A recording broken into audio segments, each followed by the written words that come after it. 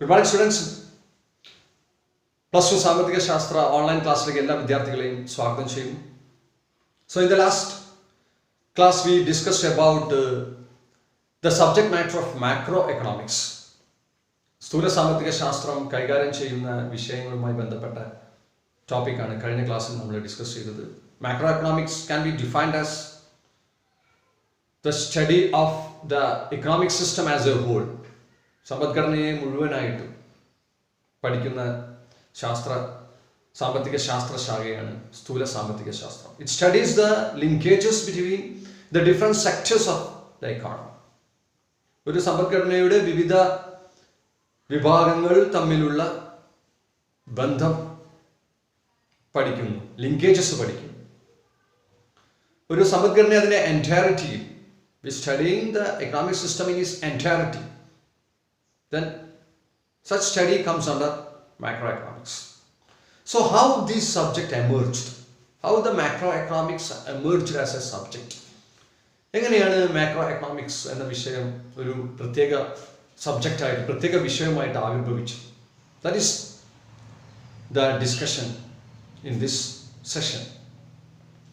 So before 1930s, 1930-കൾക്ക് മുന്നേ ലോകത്ത് പ്രധാനമായും നിലനിന്നിരുന്നത് ക്ലാസിക്കൽ തിങ്കിങ് ആയിരുന്നു, ക്ലാസിക്കൽ ചിന്തയായിരുന്നു. സാമ്പത്തിക ശാസ്ത്രത്തിൽ ക്ലാസിക്കൽ ഇക്കണോമിസ്റ്റുകളുടെ ചിന്തകൾക്കായിരുന്നു പ്രാമുഖ്യം. So what do you mean by this classical thinking?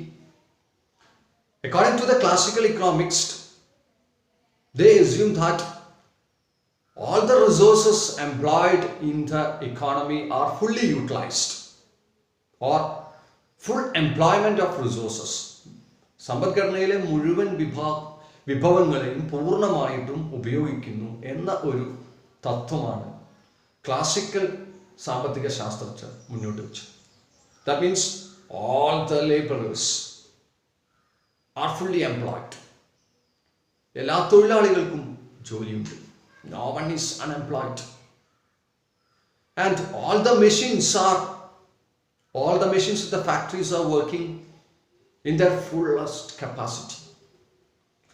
ഒരു മെഷീനും ഐഡിയൽ ആയിട്ട് ഇരിക്കുന്നില്ല. All the machines are utilized fully. All the laborers are fully employed. So such a thinking was known as classical thinking. അത്തരത്തിലുള്ള ഒരു സാമ്പത്തിക ചിന്തയൊക്കെയാണ് നമ്മൾ classical ചിന്ത എന്ന് പറയുന്നത്. So in this classical thinking, according to them, there is no overproduction in the economy. Whatever be produced or supplied will be demanded. There is no overproduction. ഒരു അധിക ഉൽപ്പന്നം എവിടെയും കെട്ടിക്കിടക്കുന്നില്ല. എന്തുൽപ്പാദിപ്പിച്ചാലും അത് ഡിമാൻഡ് ചെയ്തു പോകുന്നു. So economy is working smoothly. There is no need of government intervention. സാമ്പത്തിക മേഖലയിൽ സർക്കാരിൻ്റെ ഒരു ഇടപെടലുകളും ആവശ്യമില്ല. So that is the feature of classical thinking. No government intervention is needed. No government intervention. സർക്കാരുകൾ ഇടപെടുകയേ വേണ്ട സാമ്പത്തിക മേഖലയിൽ. Then what is the role of the government? Government look after the defense, law and order, all those things. No need of government intervention in the economic field. That is the main feature of classical economics. Production will go on, economy will go on smoothly, everyone will get employed, no unemployment, so no problem, no overproduction. So that is the affairs. That is the state of affairs in a classical tradition. But what happened in 1929? World faced a Great Depression in 1929. ലോകം അതിരൂക്ഷമായ ഒരു സാമ്പത്തിക മാന്ദ്യത്തെ 1929 നേരിടേണ്ടി വന്നു. So that is the end of the classical thinking in economics. That is the belief of classical economists failed in all respects. എല്ലാ തരത്തിലും classical ചിന്ത, classical സിദ്ധാന്തം പരാജയപ്പെടുന്നതാണ് ലോകം കണ്ടത്. 1929 അതിരൂക്ഷമായ സാമ്പത്തിക പ്രതിസന്ധി ക്ലാസിക്കൽ ചിന്തയെ, ക്ലാസിക്കൽ ട്രഡീഷനെ പരാജയപ്പെട്ടു. ക്ലാസിക്കൽ ചിന്ത മുന്നോട്ട് വെച്ച എല്ലാ നയങ്ങളും പരാജയപ്പെടുകയുണ്ടായി. So first of all, what happened in the classical thinking is known as the full employment of resources. But this thinking failed. In 1929, world faced Great Depression, അതിരൂക്ഷമായ സാമ്പത്തിക പ്രതിസന്ധി. What happened? Output and unemployment fell by huge amounts in Europe and North America. യൂറോപ്പിലും north അമേരിക്കയിലും ഉൽപാദനവും തൊഴിലില്ലായ്മയൊക്കെ അതിരൂക്ഷമായി വർദ്ധിച്ചു. ഉൽപാദനം കുത്തനെ താഴേക്കിടിഞ്ഞു. Classical ചിന്ത പ്രകാരം ഉൽപാദന പ്രവർത്തനം സ്മൂത്തായിട്ട് നടക്കേണ്ടതാണ്. No such over production or no less production. ഒന്നും സംഭവിക്കില്ല. അവിടെ എല്ലാം ഉൽപ്പാദിപ്പിക്കുന്നത് മുഴുവൻ വിറ്റുപോകുന്നു. അങ്ങനെ ഒരു അവസ്ഥയായിരുന്നു അവരുടെ. ബട്ട് ഉൽപ്പാദിപ്പിച്ചത് മുഴുവൻ വിറ്റുപോകാത്ത അവസ്ഥ, ഓവർ പ്രൊഡക്ഷൻ വരികയും ആളുകൾക്ക് തൊഴിൽ നഷ്ടപ്പെടുന്ന ഒരവസ്ഥ വരികയും പിന്നീട് ഉൽപാദനം തന്നെ കുത്തനെ താഴോട്ട് പോകുന്ന ഒരു അവസ്ഥ നേരിടേണ്ടി വരികയും ഉണ്ടായി. 1929 ഗ്രേറ്റ് ഡിപ്രഷൻ. അൺഎംപ്ലോയ്മെന്റ് റോസ്, അതായത് തൊഴിലില്ലായ്മ രൂക്ഷമായി. ഒരിക്കലും തൊഴിലില്ലായ്മ ഉണ്ടാവില്ല എന്ന് പറഞ്ഞ കാഴ്ചപ്പാടായിരുന്നു ക്ലാസിക്കൽ. അതെല്ലാം പൊളിഞ്ഞു. തൊഴിലില്ലായ്മ രൂക്ഷമായി. ഉൽപാദനം കൂപ്പുകുത്തി. And it mainly affected at first North America and Europe. North അമേരിക്കയും യൂറോപ്പിനെയാണ് ആദ്യം ബാധിച്ചെങ്കിലും then this crisis spread to other parts of the world.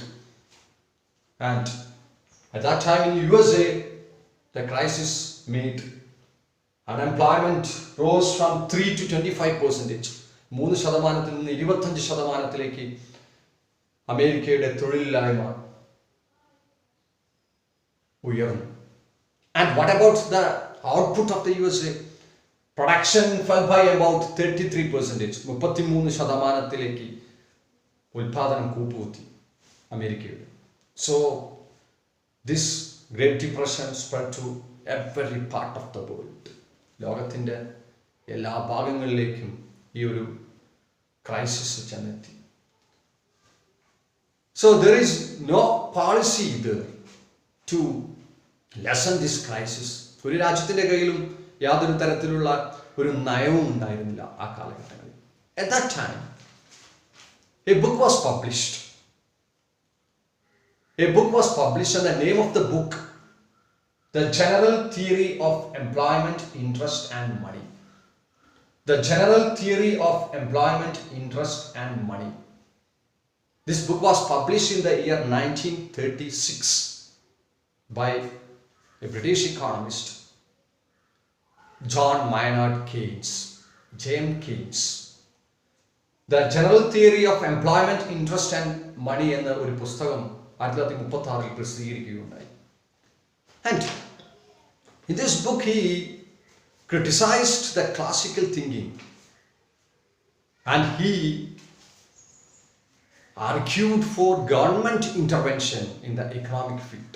Classical ചിന്തയെ മുഴുവൻ ഈ ബുക്കിലൂടെ കെയ്ൻസ് നിരാകരിക്കുകയും അദ്ദേഹം ഗവൺമെന്റ് സാമ്പത്തിക സിസ്റ്റത്തിൽ ഇടപെടണമെന്ന് വാദിക്കുകയും ചെയ്തു. And that is the beginning of macroeconomics. John Maynard Keynes or James Keynes studied the economics as a separate subject. Emerged macro, and that is the beginning of the study of macroeconomics. That means we want to study the unemployment problem, the total production problem in a different perspective. ഈ എക്കോണമിയെ ബാധിക്കുന്ന, സമ്പദ്ഘടനയെ ബാധിക്കുന്ന, മൊത്തത്തിൽ ബാധിക്കുന്ന പ്രശ്നങ്ങളെക്കുറിച്ച് ഒരു പ്രത്യേക പഠനം വേണമെന്ന് കെയ്ൻസ് വാദിക്കുകയും അങ്ങനെയാണ് മാക്രോ എക്കണോമിക്സ് എന്ന ഒരു വിഷയം എമർജ് ചെയ്യും. സ്ഥൂല സാമ്പത്തിക ശാസ്ത്രം എന്ന വിഷയം എമർജ് ചെയ്യും. He wants to study the economics in its entirety. ഒരു പ്രത്യേക മേഖലയെ മാത്രം എടുത്ത് പഠിക്കുകയില്ല, സമ്പദ്ഘടനയെ മൊത്തത്തിൽ പഠിക്കേണ്ടിയിരിക്കുന്നു. അൺഎംപ്ലോയ്മെന്റ്, ലോകത്തെ സമ്പദ്ഘടനയെ മുഴുവനായിട്ട് ബാധിക്കുന്ന അൺഎംപ്ലോയ്മെന്റ് പ്രശ്നത്തെ, ഉൽപാദനത്തിന്, ടോട്ടൽ പ്രൊഡക്ഷനെ കുറിച്ച് നമ്മൾ പഠിക്കേണ്ടിയിരിക്കുന്നു. Because total production in all over the world fall.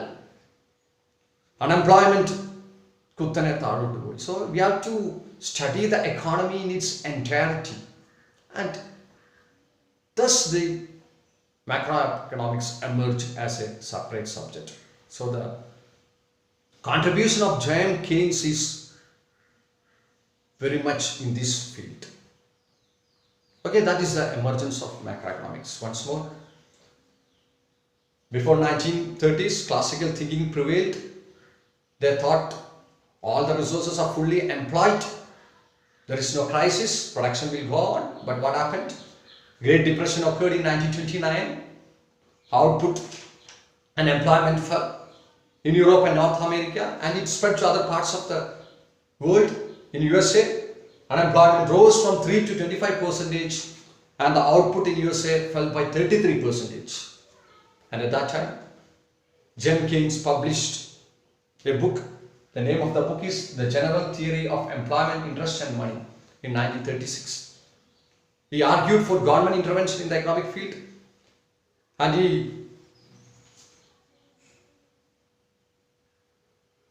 went against the policies of the classical economists. He treated the study of economics or the economic system in its entirety. Economic system മൊത്തത്തിൽ പഠിക്കണം, എന്നാൽ മാത്രമേ ഈ പ്രശ്നങ്ങളിൽ നിന്ന് നമുക്ക് മുന്നോട്ട് പോകാൻ കഴിയുള്ളൂ, സോൾവ് ചെയ്യാൻ കഴിയുള്ളൂ എന്ന് ജെയിം കീൻസ് ആർഗ്യൂ ചെയ്തു. And that is the emergence of macro economics. അങ്ങനെയാണ് മാക്രോ എക്കണോമിക്സ് എന്ന വിഷയം ഒരു പ്രത്യേക സബ്ജക്റ്റ് ആയിട്ട് ഉയർന്നു വരുന്നത്. So that is all about the emergence of macro economics. So in the next class we will discuss about the different sectors in the economy.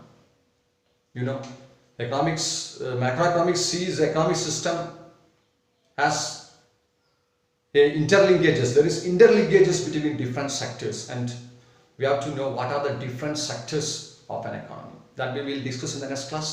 Till then, goodbye.